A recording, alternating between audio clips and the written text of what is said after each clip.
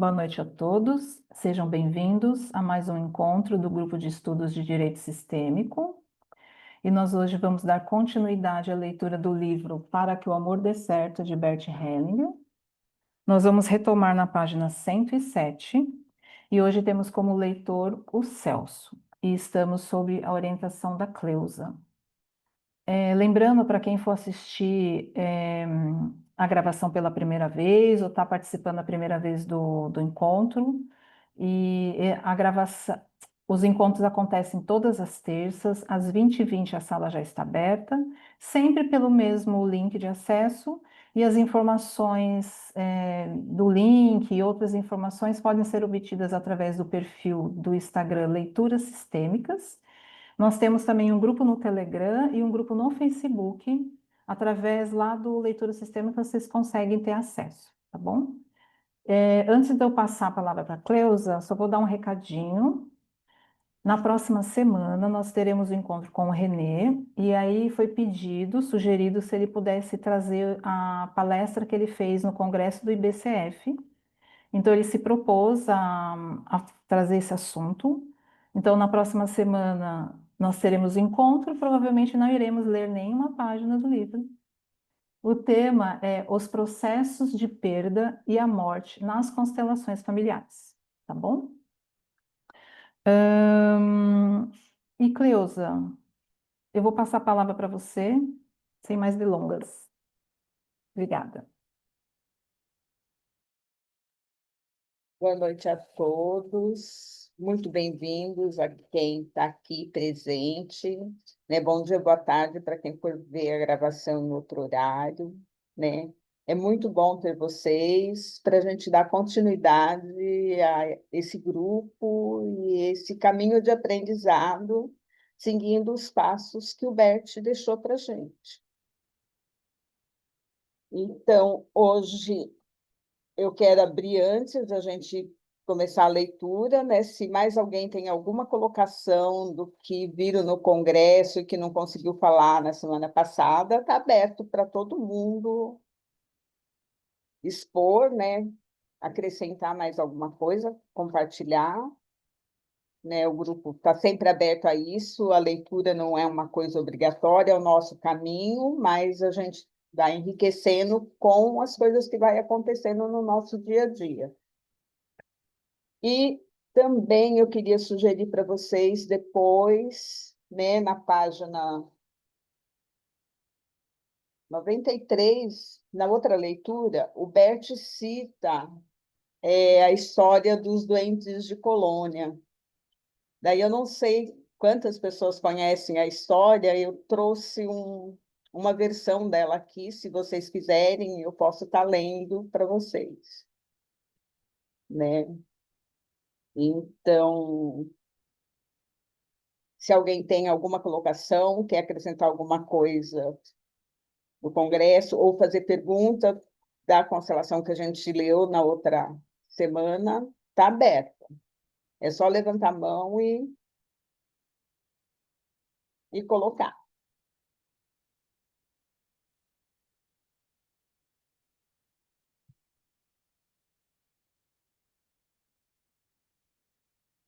Cleusa, eu só vou fazer um comentário sobre a leitura, que é uma reflexão que eu faço. E aí eu fui rever a leitura, né? E eu falei de novo isso. É que nessa constelação que a gente leu, a última, deixa eu só ver aqui o nome dela, para eu não falar errado. Que é da família de origem, né? E a família atual, acho que era isso. A do George. Foi a última, acho que era isso. Família de origem e família atual. Peraí, que foi grande, né? É isso mesmo, a família atual e as famílias de origem, que foi na página 96 que começou. Na verdade, é só assim, né? Reforçar o quanto é importante a gente, como indivíduo, estar olhando para nossas questões, né? Porque aqui mostrou que, assim, o amor, né? Quer dizer, não fluía naturalmente por conta de questões com a família de origem, né? E outras constelações que ele trouxe aqui, que muitas vezes tinha de ambos, né? E aí eu lembro sempre que tanto a Sophie como no livro do Bert já falou sobre a comunidade de destino, né? Então, assim, a reflexão que eu faço é isso, né? Não é por acaso, né? Que a gente se junta ou as pessoas chegam na nossa vida.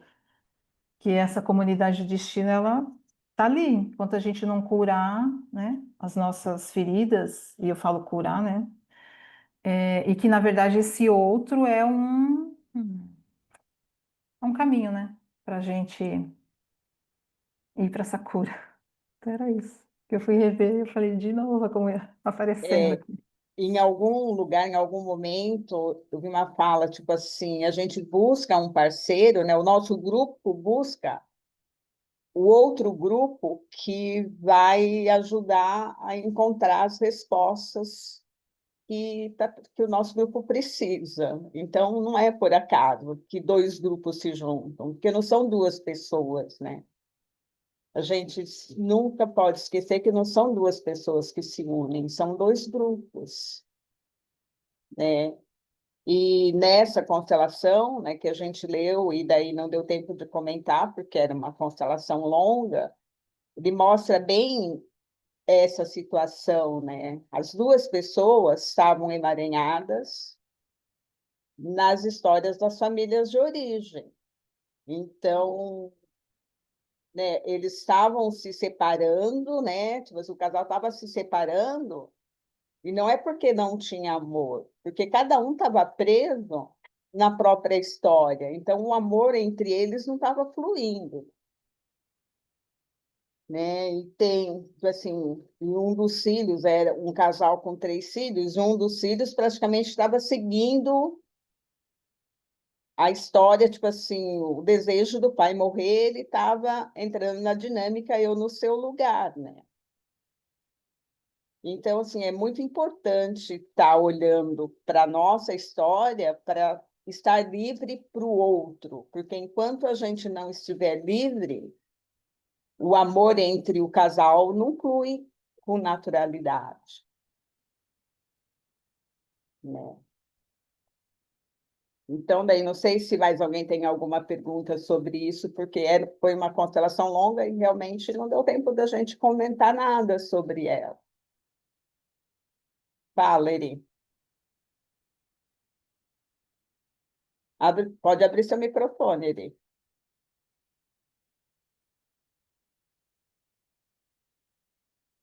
Eu acho que aquela explicação sua do início, antes até da um pouco da leitura, Hum. explicou bem a questão dessa constelação em si, sabe? A questão dos descendentes, né? Quando você falou dessa descendência, porque, na verdade, eu notei que a constelação do George, né?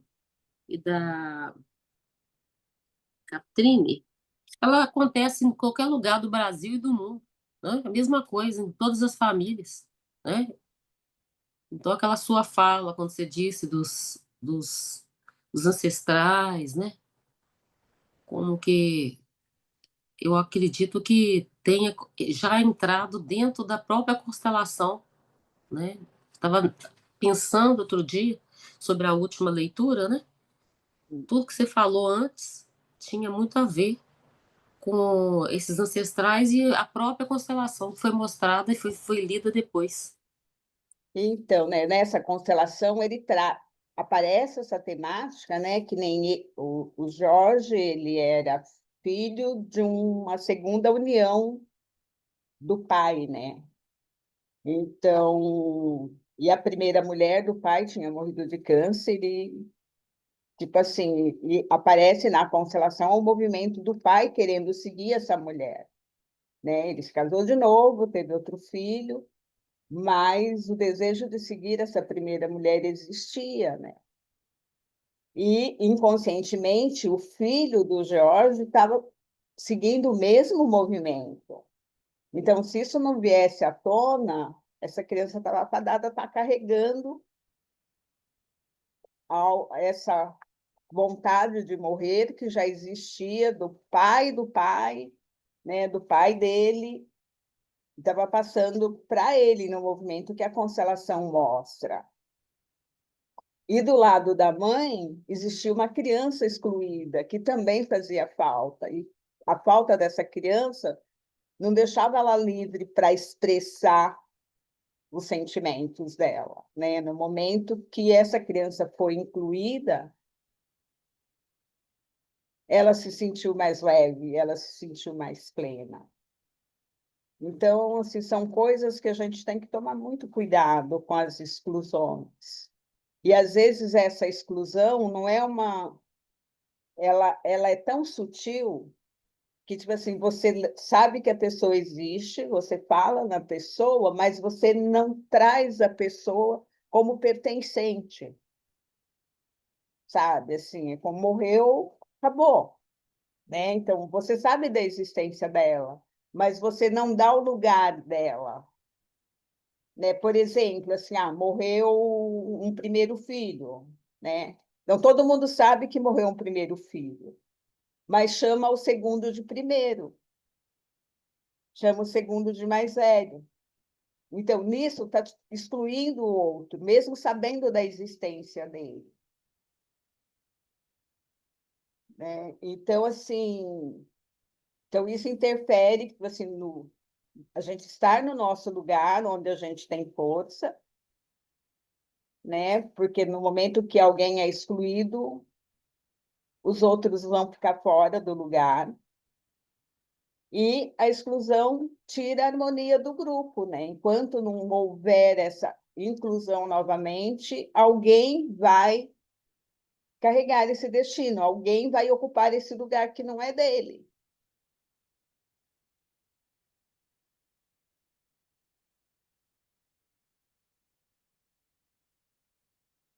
Mais alguém tem alguma colocação sobre isso? Mais alguma pergunta, alguma reflexão? Cidinha, você é nova no grupo, mas você é lá de trás também. Sinta Sim, livre para trazer as colocações, tá? Porque aqui, muito assim, obrigada, Cleusa. né? Então, a gente está aqui caminhando junto, Estamos, eu estou gostando demais. né? Então, sinta-se à Muito vontade para obrigada. poder interferir, colocar. Então, vocês querem ouvir a história dos duendes de Colônia, que o Bert cita?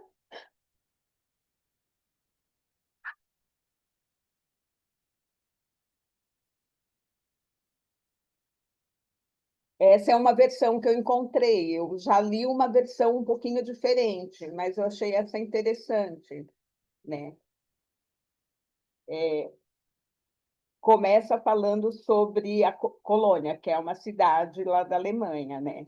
Aninhada às margens do grandioso Reno, a cidade medieval de Colônia sempre brilhou com uma magia peculiar. Muito antes das torres de sua imponente catedral rasgarem o céu e das vielas de paralelepípedos se encherem de mercadores e moradores, um segredo sussurrado percorria os becos tortuosos e as casas da cidade. Ali, sob os beirais iluminados pela lua e atrás das janelas fechadas, viviam pequenos e enigmáticos duendes, cujas mãos ágeis e bondade invisível moldavam o coração pulsante de Colônia. Durante o dia, a cidade vibrava com risos e prosperidade.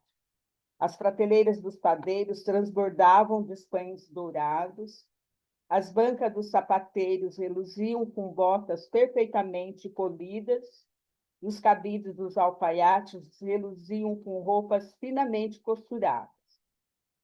No entanto, ninguém sabia ao certo como tamanha fartura surgia do anoitecer ao amanhecer.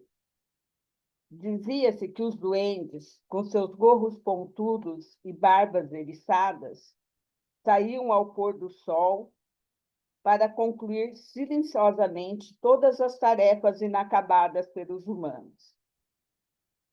Esses benfeitores noturnos jamais pediam agradecimento ou recompensa. Deslizando pelas cozinhas e oficinas, sua sua passagem traída apenas pelo doce aroma do pão recém-assado ou pelo brilho suave das lareiras limpas. A lenda crescia a cada geração, unindo o povo de Colônia em gratidão e assombro. Mas, como toda magia, a curiosidade sempre espreitava, uma tentação tão antiga quanto o próprio tempo. Pois, enquanto a cidade florescia sob o olhar atento dos duendes, havia quem desejasse desvendar o mistério por trás desses ajudantes secretos. Que segredos seriam revelados a quem ousasse espiar além do véu? E o que aconteceria, então, com o pacto sagrado e silencioso entre Colônia e seus guardiões ocultos? Assim começa a história dos duendes, os ajudantes secretos, cuja sabedoria, travessura e advertência ecoavam pelas ruas histórias de Colônia até os dias de hoje. Por um pacto antigo, dizem que selado pela bondade oferecida a uma fada errante, os duendes devotaram-se ao bem-estar da cidade.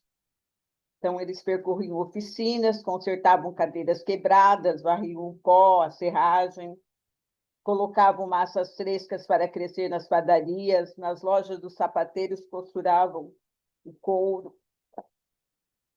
transformando solas gastas e resistentes antes do nascer do sol. Mesmo nos lares mais humildes, despertavam com surpresa de uma despesa cheia e uma lareira pronta para acender. Sua magia era discreta, prática e profundamente entrelaçada na rotina da cidade. Para garantir que seu trabalho não fosse interrompido, eles se moviam em total silêncio. Deixavam apenas rastros sutis, um fio de farinha no balcão, um padrão de pegadas no piso. Às vezes, uma criança dizia ter visto um vulto se mover sob a escada, mas os pais logo silenciavam, alertando que tentar encontrar os duendes era arriscar perdê-los para sempre. Gratidão e não curiosidade era a regra silenciosa da cidade.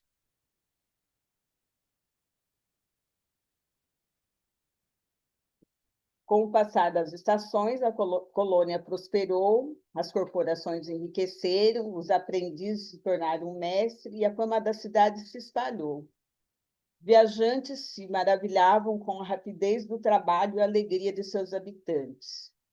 Cidades rivais zombavam, atribuindo tal sorte ao acaso ou ao favor divino. Mas quem vivia em Colônia sabia que suas bênçãos vinham de mãos invisíveis e fossem protegidas por elas. O labor noturno dos duendes tornou-se ao mesmo tempo conforto e mistério, uma lição de humildade, pois confiar no que não se pode ver e valorizar o que não se entende totalmente era o segredo que mantinha a magia na cidade. No entanto, nas sombras, a tentação crescia. Entre os moradores, um coração ardia de perguntas inquietas. O da esposa do padeiro, chamada Gertrude. No silêncio da noite, ela observava o marido, deixando a massa crescer. De manhã, encontrava os pães assados à perfeição. O desejo de presenciar aquele milagre a consumia, crescendo mais do que a cautela dos séculos. Por que os duendes deveriam permanecer em segredo? Não seria justo, ponderava ela, agradecê-los de verdade ou descobrir seus segredos? A cada noite, sua curiosidade crescia, plantando as sementes de uma mudança que colocaria à prova o pacto de Colônia com os milagreiros da meia-noite. A vontade de Gertrude de testemunhar a obra dos gnomos logo virou obsessão secreta. Todas as noites, enquanto o marido dormia, ela fitava a silhueta escura da padaria abaixo, imaginando as figuras minúsculas no meio da escuridão. Numa noite, depois de semanas de preparação, ela agiu. espalhou ervilhas pelo chão da padaria, pois ouvira dizer que os duendes eram ágeis, mas tropeçavam em objetos redondos. Então se escondeu atrás de um saco de farinha, decidido a vigiar. As horas passaram lentamente, a luz da lua desenhando sombras no piso, até que ouviu o som suave de pequenos passos, mais leves do que de um rato, mas extraordinariamente determinados. Do seu esconderijo, Gertrude finalmente os viu. Os gnomos saíam das frestas da parede e debaixo dos armários. Seus olhos brilhando à luz trêmula das velas, trabalhavam com tamanha graça e precisão que ela mal conseguia respirar. Um enrolava a massa, outro polia o forno até fazê-los reluzir. Mas quando o primeiro duende escorregou no mergulho e tombou, um suspiro involuntário escapou dos lábios de Gertrudes. Os demais pararam imediato. Por um instante, o silêncio se tornou pesado. Os duendes olharam ao redor, os rostos tomados pela tristeza. Entenderam de pronto o que ocorrera. O elo de confiança com Colônia havia sido quebrado. Um a um desapareceram entre as festas e sombras, esgueirando-se pela noite. Gertrude assistia horrorizada, enquanto a magia deles se dissipava do ambiente, restando apenas um rastro de ervilhas e uma sensação profunda de perda. Ao amanhecer, a padaria estava estranhamente silenciosa. A massa permanecia intocada, o piso por varrer. Hans acordou e encontrou Gertrude pálida e trêmula, os olhos merejados de arrependimento. Por toda a cidade, cenas semelhantes se repetiam. Padeiros, alfaiates e sapateiros despertaram para descobrir seu trabalho inacabado. Os duendes haviam ido embora. Seus milagres noturnos sumiram tão rápido quanto haviam chegado. No início, o povo resistiu em aceitar a perda. As lojas ficaram vazias, as tarefas se acumularam e o riso desapareceu das ruas. Mas, à medida que as semanas passaram, se transformaram em meses, uma resiliência silenciosa cresceu entre as pessoas. Arregaçaram as mangas e trabalharam dobrado, inspirando-se na dedicação e humildade dos doentes. Passo a passo, Colônia aprendeu a prosperar novamente, dessa vez por mérito próprio, guiado pela sabedoria deixada pelos gnomos. Então, e o Hellinger ele cita esse conto lá atrás por conta da pergunta por quê? Por que que acontece isso, né? Por que ele fala, tipo assim, esse porquê me lembra a história dos gnomos de Colônia. Enquanto você aceita com humildade, sem querer explicação, os milagres acontecem. Na hora que você quer saber o porquê, que apresenta o porquê, as coisas deixam de acontecer. Né? Não sei, tipo assim, aquele dia quando ele citou, eu lembro que eu tinha lido em algum lugar e eu tive vontade de trazer esse conto para complementar o porquê que ele estava colocando.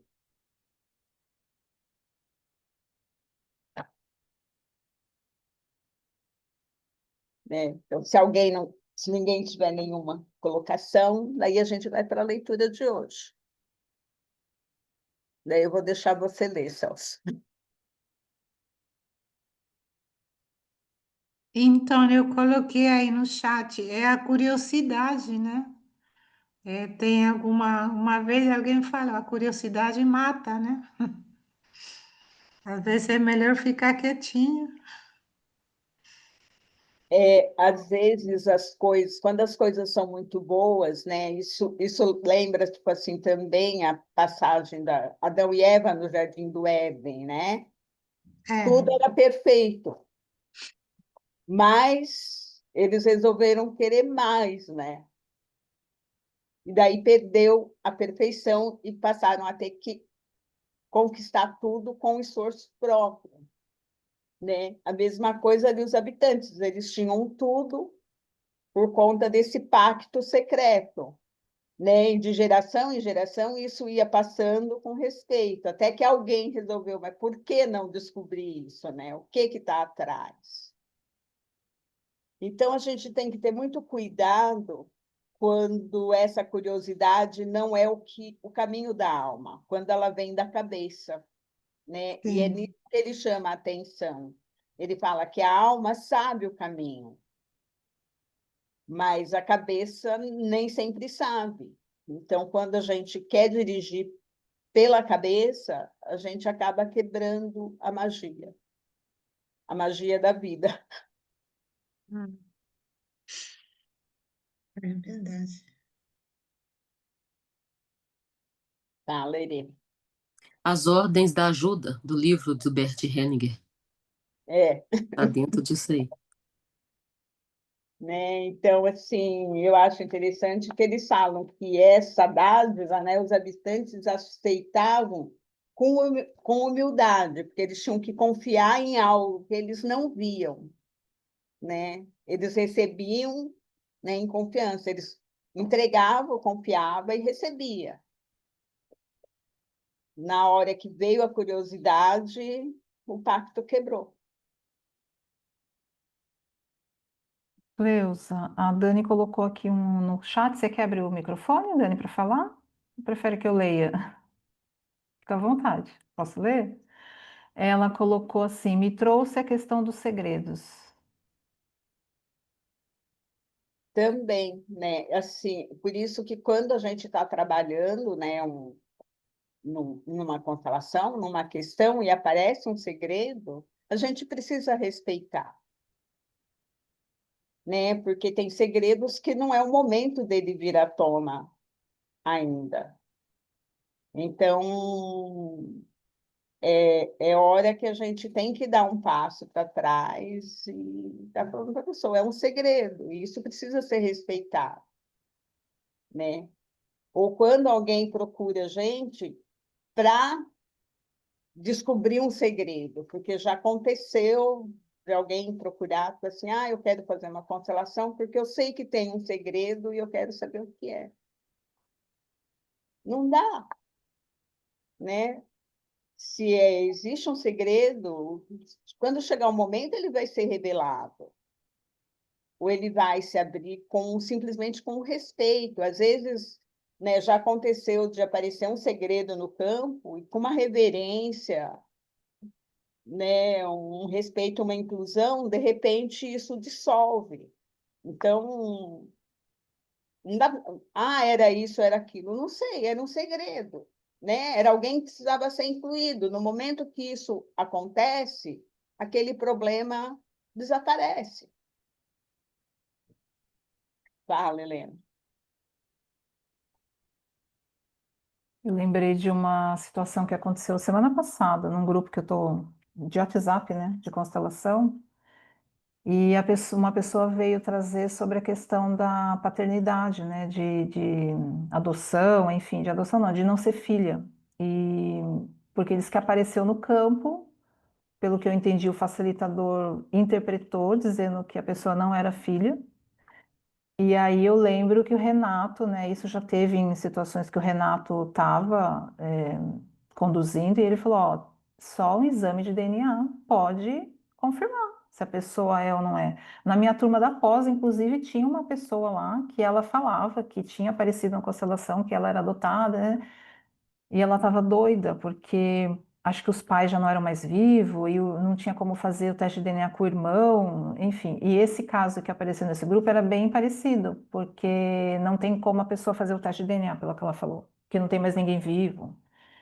E aí, né, como é um grupo de troca, foram questionar, né, a postura, né, que se isso pode ser feito ou não. Então, assim, o quanto a gente tem que tomar cuidado, né? Não dá para interpretar, mesmo que ali apareça, que às vezes pode ser um segredo, né? Apareça ali alguma coisa que, vamos dizer assim, que te leve a sentir que que tem algo ali, você não pode afirmar, né? E mesmo, será que o cliente está preparado para você ver ali que tem algo que você percebe?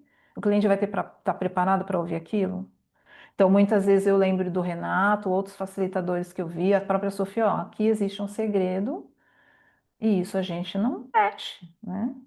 Eu presenciei, inclusive, uma com o Juan Garriga, eu acho que eu até comentei aqui no grupo, um casal, ele foi trabalhar um casal e, e a mulher queria falar pelo marido, porque ele fazia perguntas para o marido e ele não, ele ficava quieto, e aí a mulher queria responder e o Juan Garriga não deixava.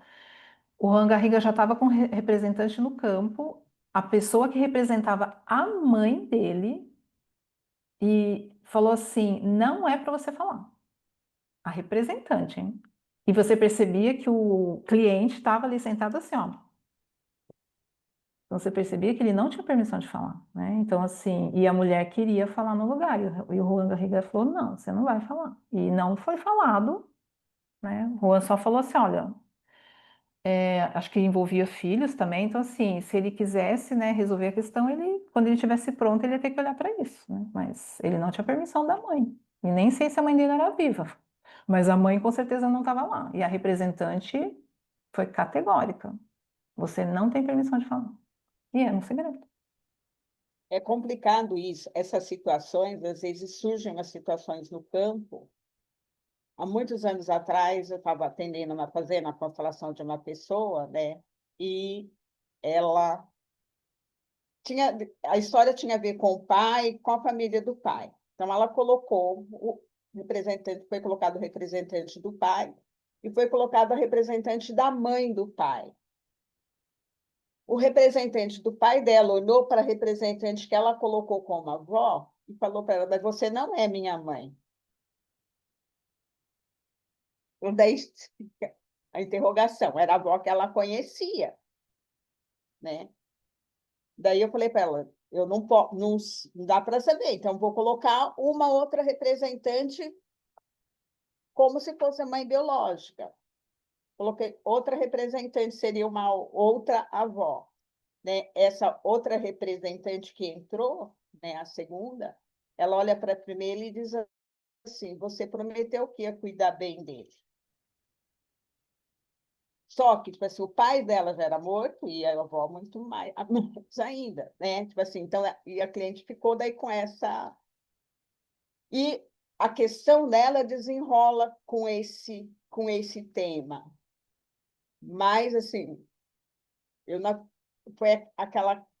As salas surgiram do campo, dos representantes, de uma forma muito estranha.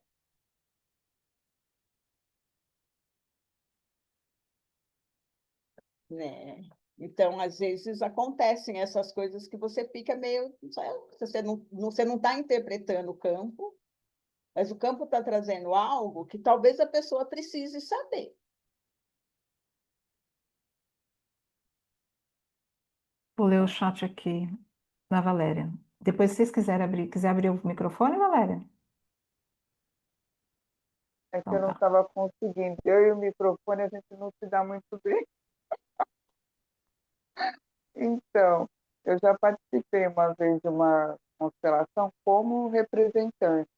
Foi logo no início, né, que eu conheci as constelações. E tinha um segredo, e era justamente esse.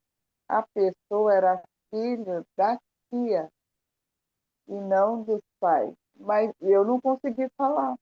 Eu não consegui falar. Eu senti que não era para falar. Então, ficou aquilo, sabe? Eu não consegui falar. Não falei.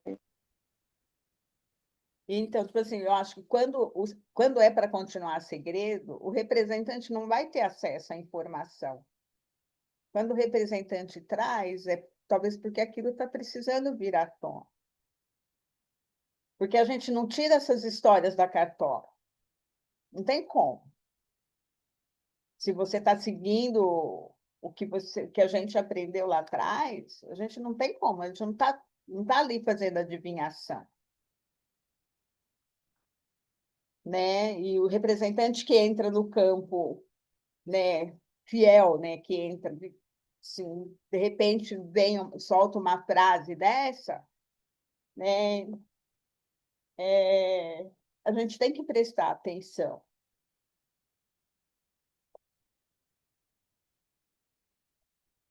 Né? São as histórias que vão acontecendo.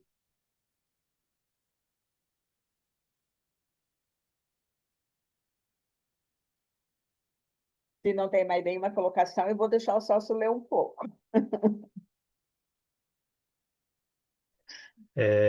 Não, eu só queria comentar, não vou dar spoiler, tá? Não sei se todo mundo já viu, mas aquela série da Globo, a Pedaço de Mim, não sei se vocês assistiram, mas é bem interessante também. É com a Qual série? Juliana Paz. Chama Pedaço de Mim, com a Juliana Ah, Paz. É bem interessante, mas não vou contar porque senão vai estragar.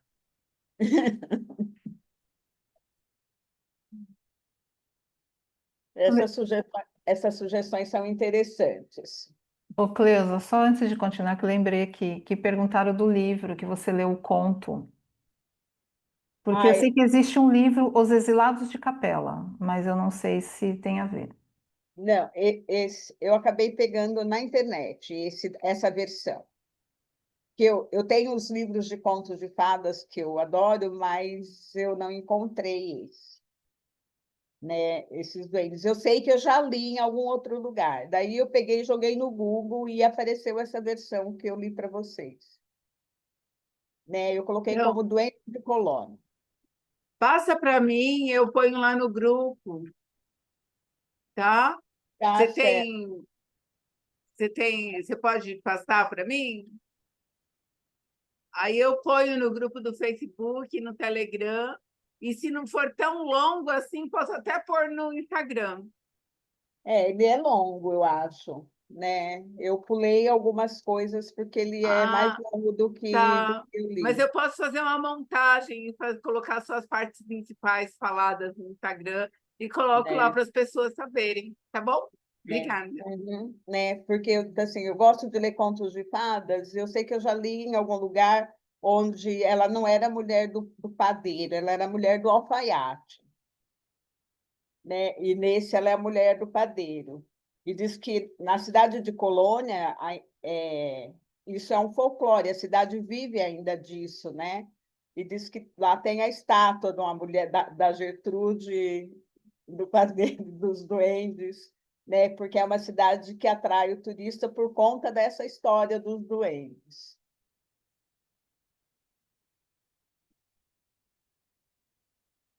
Vamos ver? Bom, página 107, então. Palavras como vitória ou derrota destroem o relacionamento de um casal. Continuação da página 52. Bert Hellinger. Vamos continuar com uma rodada. Elias. Na pausa do almoço, tentei colocar em ordem algumas coisas. Sofri de novo algumas derrotas. Bert Hellinger. Derrotas? Elias. Sim, porque tentei acertar as coisas com a minha mulher. Não deu certo. Bert Hellinger. Palavras como derrota ou vitória. Elias. Ou humilhação. Não sei como dizer. Bert Hellinger. Palavras com humilhação destroem o relacionamento. Essas palavras são veneno para a alma. Elias. Sim, percebe-se. Bert Hellinger. A alma espera pela sua oportunidade. Essa é uma outra imagem. Elias. A alma espera muitas vezes por uma oportunidade e alcança vez ou outra uma certa altura e depois novamente é esperada a decaída. Bert Hellinger. Tudo isso são imagens de luta que você tem. Essas imagens de luta destroem o relacionamento. Olhe para sua mulher e diga-lhe: você pode contar comigo. Elias, em voz baixa para sua mulher: você pode contar comigo. Bert Hellinger para a mulher: como você recebeu isso? Ilse: bem. Bert Hellinger: olhe para ele e diga: obrigada. Ilse, obrigada. Bert Hellinger, eu recebo de você. Ilse, eu recebo de você. Bert Hellinger, como um presente. Ilse, como um presente. Elias. Elias assente com a cabeça e diz em voz baixa: obrigado. Bert Hellinger para Elias. Essas são outras imagens agora. Você nota isso?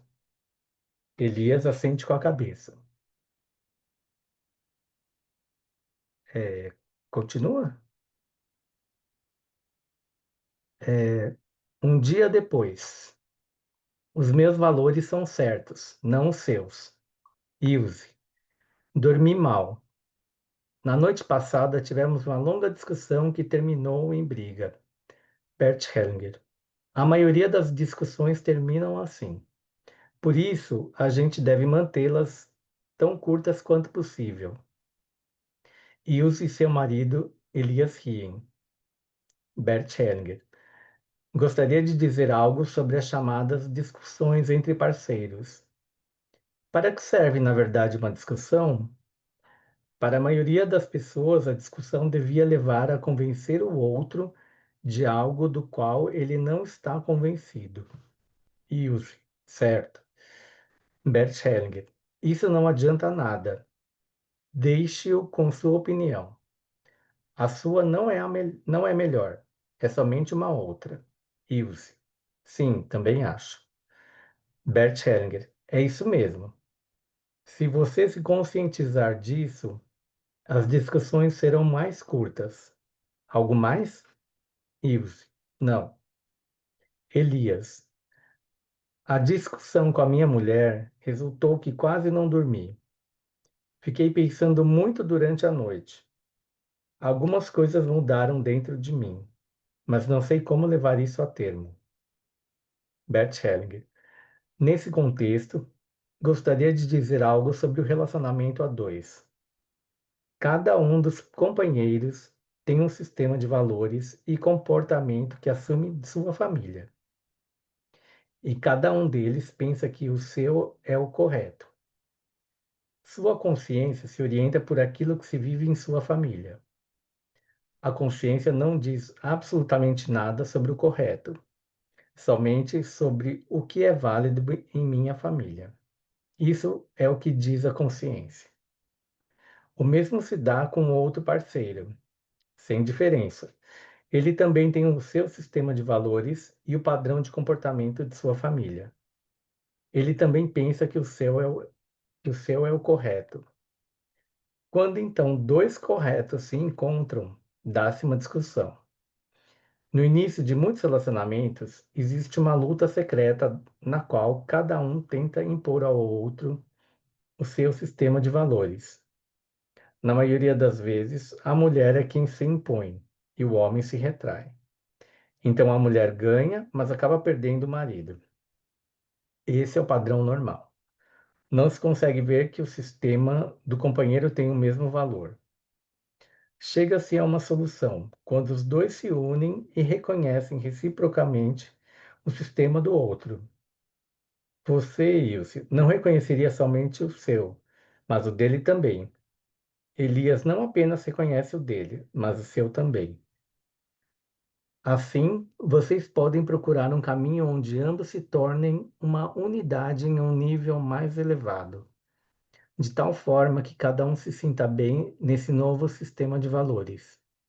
Isso, via de regra, é mais do que quando um impõe o seu sistema de valores. É muito mais. Quando o casal chega a isso, podem juntos, como pais, transmitir esse sistema de valores e padrão de comportamento aos seus filhos. Assim, os filhos se sentem bem. Não precisam se comportar com o pai de maneira diferente do que com a mãe. São livres e iguais diante de cada um dos dois. E os pais também. Está certo? Elias assente com a cabeça, concordando. Ilse parece esperar ainda. Então olha para Elias. Bert Hellinger para o grupo.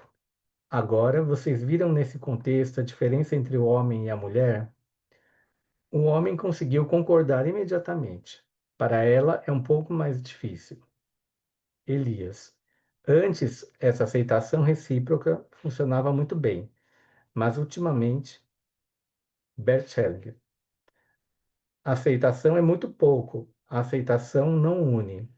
É preciso mais. Esse mais é a concordância. Trata-se de concordar com o outro assim como ele é, senão ele é apenas suportado. Se você concordar, você o ama. Está bem? Ilse assente com a cabeça. Sim. Bert Hellinger para o grupo. Agora a mulher também concordou. Vamos dar uma paradinha aí, porque nesse trechinho tem bastante coisa para a gente pensar, né? Eu tenho grifado aqui de alguma outra leitura algumas coisas, mas pode ser que vocês tenham percebido algo que eu não percebi. Então, eu vou dizer o que me chamou a atenção, que eu tenho aqui marcado, e a gente pode estar refletindo sobre isso, né?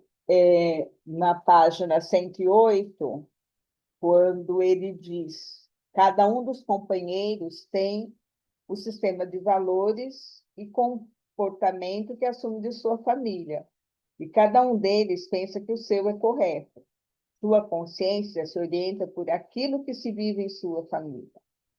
A consciência não diz absolutamente nada sobre o correto, somente sobre o que é válido para a minha família. Isso é o que diz a consciência. O mesmo se dá com o outro parceiro, sem diferença. Ele também tem o seu sistema de valores e o padrão de comportamento de sua família. Ele também pensa que o seu é correto, né? Depois eu grifei mais no final da página: chega-se à solução quando os dois se unem, se reconhecem reciprocamente o sistema do outro. Você, Ilse, não reconheceria somente o seu, mas o dele também. Elias, não apenas o dele, mas o seu também. Assim, vocês podem procurar um caminho onde ambos se tornem uma unidade, em um nível mais elevado, de tal forma que cada um se sinta bem nesse novo sistema de valores. Isso, via de regra, é mais do que quando um impõe o seu sistema ao outro. É muito mais. Então, é aquela coisa que, em várias partes desse livro, a gente repete, né? Quando um respeita o sistema do outro, se soma e cria um novo conjunto de valores para o sistema que eles formaram, né? Porque na hora que o casal se une, cada um está trazendo o que vem da sua família. E para os filhos, o importante é a soma desses valores, né? Para mim, é isso que ele coloca como um nível mais elevado. Um reconhecendo o que é do outro e os dois tirando das suas histórias em comum algo que eles vão passar para os filhos, algo que eles vão passar para o sistema que eles estão formando, né? Para que não tenha essa disputa do que é melhor ou não, né? Se é do meu pai é melhor, se é da minha mãe é melhor. Na casa do meu pai, quando eu estou com meu pai, me comporto de um jeito, com a minha mãe eu comporto do outro, né? Então, assim, no relacionamento de casal, eu acho isso é o ideal, né? E como diz o Bert, isso é muito fácil, né? A gente não está preso na nossa consciência infantil, preso no nosso sistema, para poder aceitar o que vem do sistema do outro como igual, né? Como igualmente correto. Fala, Mônica. Eu achei tão linda essa complementação, né? Cada palavra que o Bert fala é tão profundo, né? Que a gente vai se constelando junto. E, e eu falei, quanta sabedoria, assim. Então, essa frase mexeu comigo, assim, me impactou. Você pode contar comigo. Então, ele está sempre vendo o copo cheio, né? Sempre o mais. É tão bonito. A gente precisa lembrar disso do nosso dia a dia, né? Com todas as pessoas, porque eu acho que isso é tudo, assim, para a nossa vida, sabe? Reconhecer e ver o mais da vida, né? O mais daquilo, daquela situação. Eu acho que em todos os relacionamentos a gente tem que estar aberto para aceitar o que o outro traz, né? Tipo assim, porque quando eu aceito o que você traz e você aceita o que eu trago, eu vou sair daquele momento com algo a mais do que eu cheguei, e você também. Enquanto se eu chegar e quiser impor o que eu estou trazendo para você, eu não vou levar nada novo. Né? Então, em qualquer relacionamento, é muito importante a gente estar aberto para o que o outro está trazendo. Né? Não no de casal em especial, né? Porque aqui o nosso foco é relacionamento de casal. Mas isso a gente pode extrapolar para qualquer relacionamento na vida. A gente tem que estar aberto para o que o outro traz, porque daí eu vou sair daquela... Que seja uma conversa, assim, às vezes uma conversa na fila do supermercado. Você sai com algo, mas você ganha algo daquela pessoa que está do seu lado. Você sai dali mais rico. Você deixa algo também com ela. Então, é uma troca.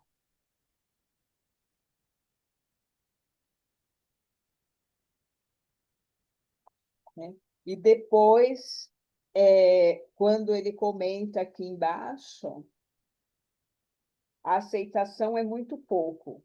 A aceitação não une, é preciso mais. Esse mais é a concordância. Trata-se de concordar com o outro assim como ele é. Senão, ele é apenas suportado.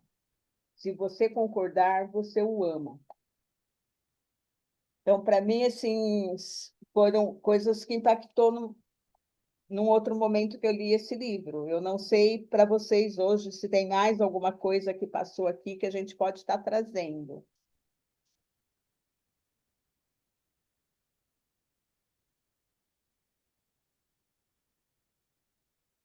Você tem mais alguma colocação, Mônica? Eu posso passar para a Eri a palavra. Não, pode passar, era só isso mesmo. Tudo Tá isso, né? Então, tá, Eri, pode abrir seu microfone. Obrigada, Cleusa. Eu acho que a grande dificuldade, né, é a questão do relacionamento. Então, muitos psicólogos trabalham a questão dos relacionamentos, e o que o Bert, eu vejo que ele fala aqui é o seguinte: quando você casa também com o sistema do outro, né? Um filho, ele é metade do seu sistema e metade do sistema do outro. Então, se você não aceita seu filho, ou tem alguma coisa contra, é sinal que você não está aceitando também o outro, né? Que é meio a meio. E no relacionamento também.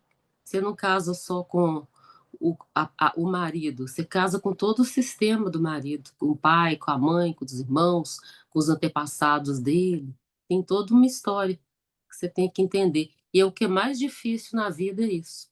É quando você se une a um outro sistema, né?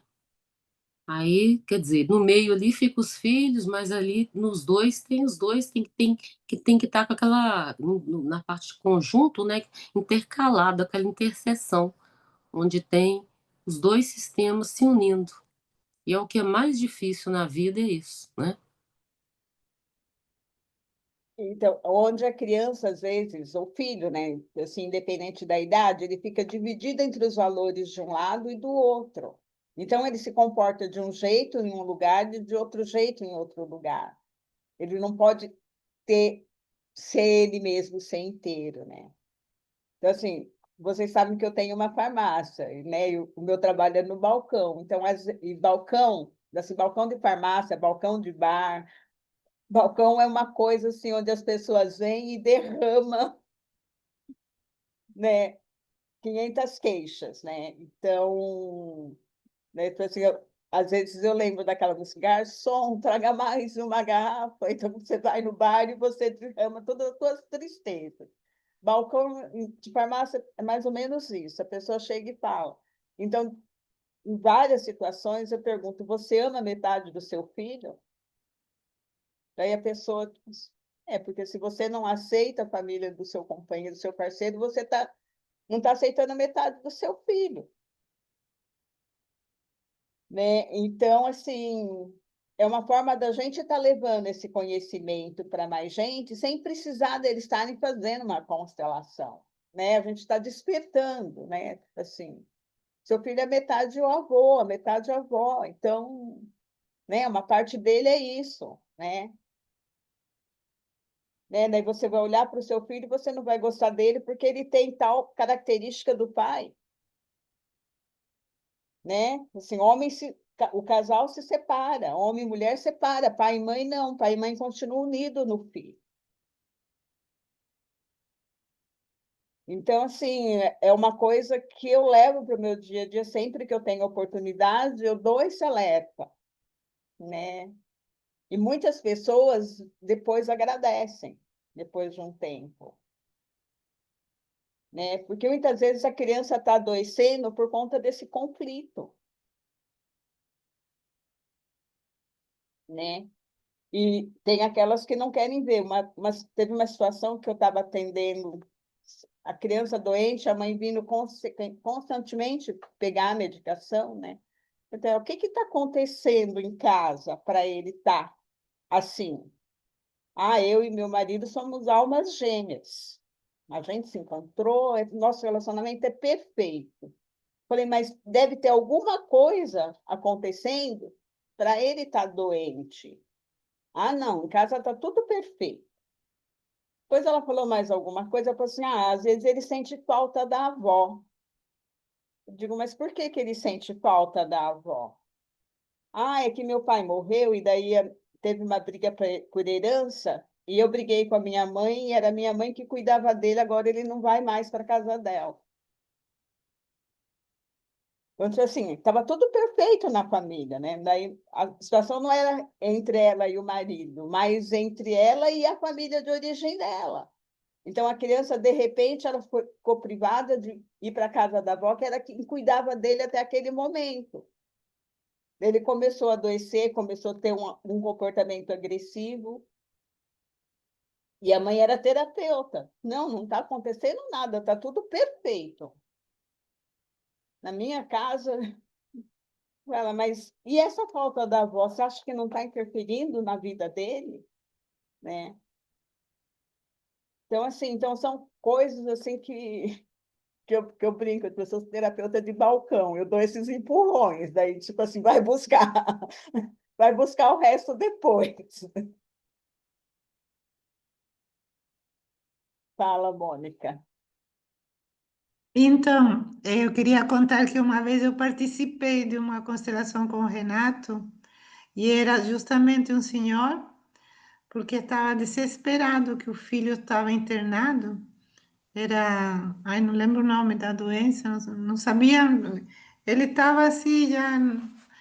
Aí, quando colocou, né, os representantes, esse senhor, ele tinha proibido o filho, o contato do filho com a sogra dele, que era a avó materna, e proibiu a mulher também o contato com a mãe.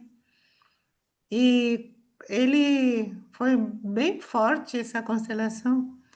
Eu lembro que a reverência que ele fez para a sogra não foi nenhuma reverência, ele se jogou assim no chão e reconhecendo o erro, digamos assim, dele e reverenciando essa mulher. E no dia seguinte, porque era um workshop, né, de 3 dias, né? No dia seguinte, a senhora que organizava lá recebeu um telefonema que a criança estava sem febre, tinha diminuído a febre. E foi bem interessante, parecido com isso que você está falando. Então, são detalhes, né, que, tipo assim, que no caso médico, ele às vezes ele não tem tempo para Não, ter essa percepção, né, é, que a criança está naquele processo, porque ela está representando algo dos pais, ou algo da família, alguma coisa não está bem, né? Então, olha para isso, né? Ou mesmo os adultos, né? Também acontece muito. Então, e Então, aí, a gente também, como exemplo, a gente olhar para a gente, para a nossa história, quando começa a aparecer alguma coisa com repetição, algum sintoma repetitivo, né? O que que isso está me trazendo? mas aí Né? os dois casos representam assim, a importância dos avós, né? A É, convivência, a ligação que existe entre a criança e os avós, porque é sofrido, sabe? Eu falo por experiência, porque se eu não vejo meus netos assim muito tempo, eu começo a sentir uma falta, assim, há uma ligação forte, né? né? Então, assim, todas essas coisas, né, para que o amor dê certo, é muito importante esse encontro, como diz, esse encontro de alma, esse encontro de grupos, de respeito de um grupo pelo outro grupo. Aí a gente tem chance, né, do amor dê certo. Se não tiver isso, fica difícil. Se alguém mais quiser falar, né, tá aberto, senão eu vou passar para a Helena, porque, né, obrigada, Celso, pela leitura. Hoje, pelo menos, um pouquinho. Fala, de Ó, Helena. eu quero. Eu não quero fazer propaganda da farmácia da Cleusa, mas, Cleusa, você poderia falar o que é a sua farmácia para as pessoas? É uma farmácia, todo mundo pensa aquela farmácia cheia de remedinhos alopáticos e de injeções, mas não é. Fala um pouquinho para o pessoal o que é a sua farmácia. Eu conheço, acho que a Mônica conhece, a Valéria, né? Mas outras pessoas não conhecem. Dá uma deixa aí para gente. Então, assim, eu tenho uma farmácia homeopática, né? E, assim, inclusive, eu estou assim, tô me trabalhando para poder conseguir parar, né? Porque a minha farmácia esse ano faz 41 anos, e desde que ela foi fundada, a proposta era homeopatia e fitoterapia na época, né? Mas a fitoterapia acaba tendo tantas vertentes que algumas coisas eu não concordo muito, então eu só trabalho com homeopatia floral, né? Então, tipo assim, eu, tipo assim, eu não tenho senha, não tenho, tipo assim, tem um relacionamento que fica mais profundo entre o cliente que vai lá comprar o remédio e o atendimento, que ele tenha um atendimento mais pessoal. É um atendimento de balcão, mas onde a gente conversa, onde a gente troca, onde eu percebo, às vezes, quando a pessoa precisa falar, né? Então, tipo assim, para mim foi uma missão de vida, mas eu estou com vontade, assim, acho que eu já fiz bastante, 40 anos. Ali, né? E a farmácia aprende muito, né? Tipo assim, por conta das legislações das coisas, você não pode se ausentar da farmácia por nada. Então, às vezes eu quero viajar mais tempo e não dá porque não tem um substituto para fazer a mesma coisa, né?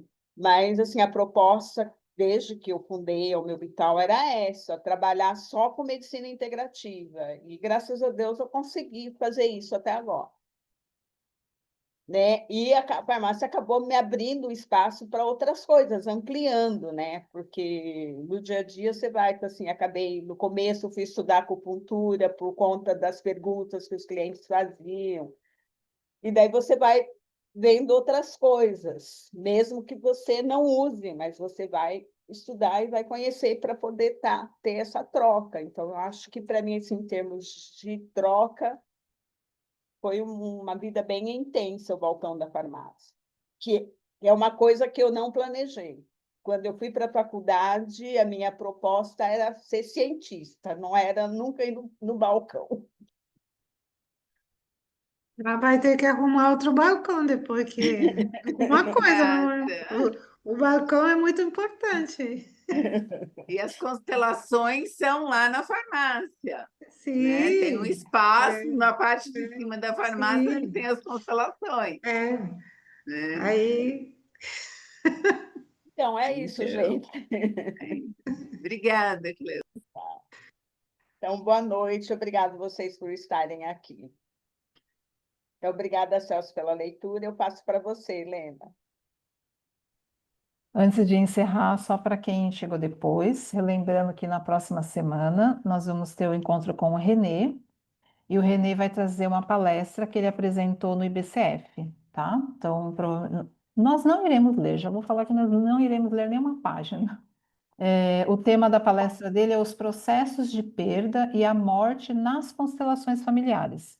Ele comentou, inclusive, que ele vai trazer algum exercício, provavelmente deve ser alguma meditação, enfim, ele vai trazer alguma coisa prática para nós. E é isso, gente, uma boa noite. É, Bem-vindo aos novos integrantes que vocês Mônica, voltam. tem uma coisa no chat aí, ó. Peraí que eu não vi. Ah, tá, é que a Mônica está pedindo para passar o endereço, Cleusa, da farmácia. o endereço da farmácia. A minha farmácia é em São Vicente, tá? Né? Na rua 15 de novembro, número 42, no centro de São Vicente, perto da Igreja Matriz. Deixa eu só complementar alguma coisa que tem a ver com esse tema do Renê, né? A gente, nessa vivência de balcão, assim, de baixo, eu fui visitar a mãe de uma amiga e ela tem um processo de uma doença degenerativa e teve uma gravação. Daí a minha amiga fala assim: mãe, mostra a sua mão para ela, né? De repente ela tem uma sugestão. Daí ela fala assim: desde que minha gatinha morreu, a minha mão ficou assim. Então, na hora, tipo assim, o processo de luto agravou um sintoma nela e ninguém do entorno percebeu isso, né? Então, assim, como foi a gatinha que morreu, então todo mundo dizia para ela assim: é só uma gata. Eu falei para ela assim: ah, você está sofrendo, você está de luto. A gata era minha companheira. Como eu não posso sair de casa, a gata era minha companheira, né? Daí a filha dela é terapeuta floral, disse: olha para isso, olha para a dor do luto que ela está sentindo, que é isso que agravou o sintoma. Então você acaba aguçando a sua percepção nessas coisas, né, no dia a dia. Né? Porque assim foi muito, assim, desde que minha gatinha morreu, eu passei a ficar assim.